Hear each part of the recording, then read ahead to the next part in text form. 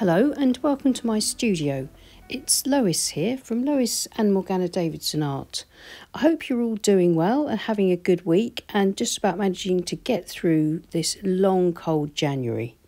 Today I'd like to share with you a simple exercise, a watercolour workout or warm-up exercise if you like. Something if you're not sure what to paint, or if you're just coming into your studio for a long session and you want to just sort of start yourself off and get yourself a bit more relaxed and getting more into the flow before you start on some more planned paintings. Using a workout exercise like this can just loosen you up and get you ready to go. The exercise that I'm showing you today is part of a longer exclusive workshop over on my Patreon page, which looks at multiple ways, both structured and unstructured, of warming up or getting over painter's block when you have no idea what to paint. So if you're interested in the workshop, which contains quite a few different suggestions for watercolour warm-ups like this, then please follow the link below. For this warm-up exercise, I'm using the back of an old painting, and I've divided the page up with washi tape, which is a low-tack craft tape. And the paper itself is taped to my board with masking tape, and my board's at an angle of about 20 degrees. The paper is Saunders Waterford cold press watercolour paper, and here are the paints that I'm going to be using today. Windsor Blue red shade, raw sienna, burnt sienna, light red and Payne's grey. There's a bit of gamboge on the palette, but I'm not going to be using that.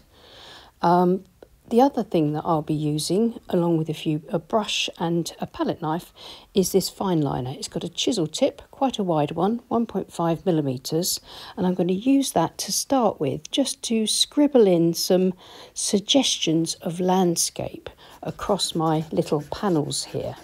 And the idea of this watercolour warm-up is just to sort of let go and not be too precious about painting these panels. To loosen up, to use a large brush, I shall be using a 1.5 inch flat modeler brush for this. And to just let the paint and water flow, tip and tilt the board, and just dip into the paint with a little bit of restraint, and to just allow watercolour to work its magic. And try and get some sort of suggestions of impressionistic loose landscapes with minimal brushwork. So we take the pressure off ourselves. We're not trying to make a finished painting here. We're playing with the paint and the water, reminding ourselves what it does, and just warming up, ready to get into some more planned painting. Or if we have painter's block or don't know what to paint, this sort of thing can be so much fun that it can get us back into painting without feeling that pressure of trying to make a finished painting. So this exercise is all about just free-flowing paint and water and playing on the page.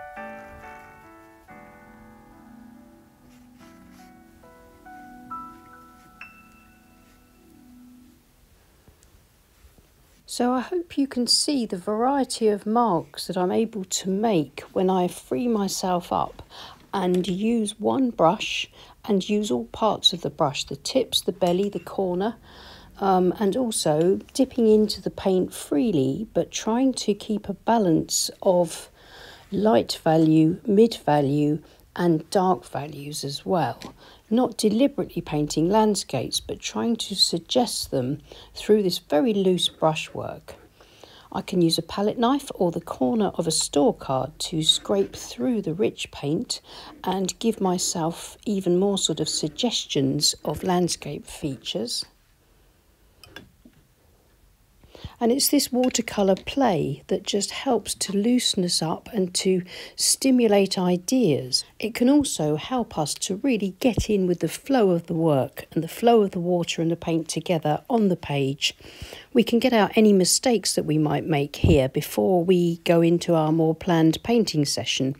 And that's really what a watercolour workout or warm-up is all about. I think a lot of beginners find it really stressful starting off painting. So if you can work the idea of watercolour play like this into your painting routine, and it helps to remind you how much fun you can have even making mistakes. And that's really important, because the only way that we're going to learn to paint is to make multiple mistakes. So we might as well have fun while we're making them.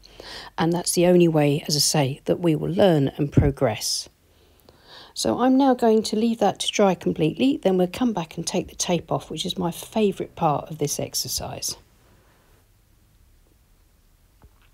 So now that the painting's dry, I'm going to start off by peeling off the washi tape, and that will reveal the borders between each of these sections that weren't quite so clear when the tape was there.